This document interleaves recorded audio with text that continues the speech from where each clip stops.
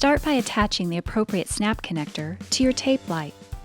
Make the connection between tape light and receiver by connecting the red wire to the positive terminal and the black wire to the negative terminal. Tighten screws on the terminal block to secure.